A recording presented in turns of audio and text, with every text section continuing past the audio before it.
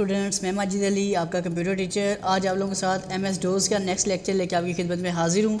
तो आज के नेक्स्ट लेक्चर MS DOS के अंदर अपना नेक्स्ट टारगेट क्या है, नेक्स्ट काम क्या है।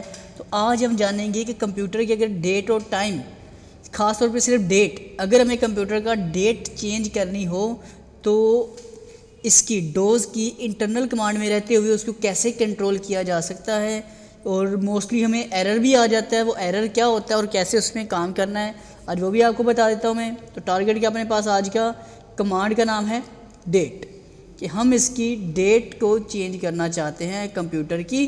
तो सिंटैक्स इसका क्या तरीकाकार होता है,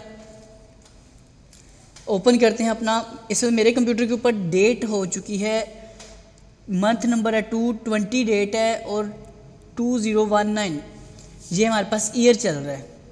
अब हम एक काम कर लेते हैं, यहाँ पर अपना कमांड प्रॉम्प्ट ओपन करते हैं, CMD कमांड प्रॉम्प्ट में जाके अब हम यहाँ लिख देते हैं अपने पास कि हमें क्या काम करना है, हमें डेट चेंज करनी है। जैसे आपने डेट लिखा, थोड़ा जूम करके आपको मैं डिस्प्ले कर दूँ, ये जैसे आपने डेट लिख के एंटर किया तो वो कहता है the current date time is this one. अब जो नई अपडेट करनी है उसको पैटर्न ये है कि पहले मंथ लिखोगे, फिर डे और ईयर बीच में हाइफन का साइन होना लाजमी है। तो मंथ हम कर लेते हैं जी, सपोज 3 मंथ, यहाँ पीछे चल जाते हैं एक मंथ, पहला महीना, उसके बाद उसकी तारीख हम कर लेते हैं सपोज 25 और ईयर कर लेते हैं 2019। एंटर पे किया क्लिक, लिखा आता है a required privilege is not held by the client. मतलब जो डेट और टाइम अगर आप चेंज करने की कोशिश करते हो तो ये वो इस तरह से आपको एरर दे देता है। तो अब इस एरर का हमने सोल्यूशन पहले नंबर पे फाइंड करना है कि हम कमांड बिल्कुल ठीक टाइप कर रहे होते हैं फिर भी वो एडजस्ट नहीं होता, तो उसके क्या मेथड्स हैं वो मैं आपके साथ शेयर करूंगा आज के दिन। खास लेक्चर ये वाला, आपने क्या करना है, कंप्यूटर ओपन करना है, C ड्राइव पे राइट क्लिक करना है, C ड्राइव पे करना है राइट क्लिक, जैसे कि मैं आपके सामने डिस्प्ले कर रहा हूँ। ये C ड्राइव पे राइट क्लिक करके प्रॉपर्टीज़ में जाना, उसकी इधर से लिखा आएगा, राइट साइड पे लिखा आता है आखिर में शेयरिंग, और शेयरिंग में जाके लिखा आता है नीचे एडवांस्ड, एडवांस पे क्लिक किया, एडवांस शेयरिंग, सबसे ऊपर लिखा आता है शेयर दिस फोल्डर, इस पर क्लिक करके उसके बाद नीचे लिखा आएगा परमिशंस, तो आपने परमिशंस पे क्लिक करके अलाउ कर देना है, टिक बॉक्स तीनों के ऊपर टिक लगा होगा, ओके किया, ओके किया और इसे कर दिया क्लोज। इतनी सेटिंग करने के बावजूद भी अगर आप यहाँ पे डेट लिख के एंटर करते हो तो वो कहता है कोई डेट लिखे तो अभी भी वो एक्सेप्ट नहीं हो पाएगा। मंथ 01 जैसे पहले मैंने कहा, हाइफन कोई भी उसमें हमने बोला जी डेट 22 और 2019 लिख के एंटर का बटन प्रेस किया, कहता है जी अभी भी ये काम नहीं हो पाएगा। तो पहला स्टेप तो हमें समझ आ गया कि वो स्टेप आपने फॉलो करने के बाद दूसरा स्टेप भी फॉलो करना है जिसकी बेस पे ये काम अपना चलेगा। जो एक्स्ट्रा इतना कुछ लिखा और उसे क्लियर करने के लिए CLS लिख के एंटर करते हैं, बाकी स्क्रीन हो चुकी है क्लियर। अब आपने क्या करना है, स्टार्ट बटन पे करना है क्लिक और सर्च बार में लिखना है REGEDIT, रजिस्ट्री एडिट। ऊपर आपके पास ये आइकन नज़र आ रहा होगा आपको, इस पर क्लिक कर देना है, इसे कर देना है यस।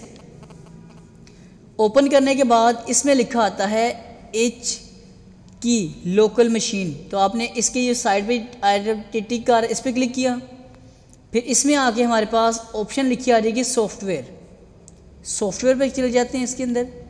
और जब सॉफ्टवेयर में जाओगे तो नीचे की तरफ चलते हैं, हमारे पास सॉफ्टवेयर में आते हुए लिखा आएगा माइक्रोसॉफ्ट, माइक्रोसॉफ्ट में चले जाना फिर आपने, और माइक्रोसॉफ्ट में नीचे आते हुए लिखा आएगा विंडोज़। तो देखते हैं कहीं पे विंडोज़ लिखा हमारे पास हमें मिल पाता है अभी कि नहीं मिल पाता।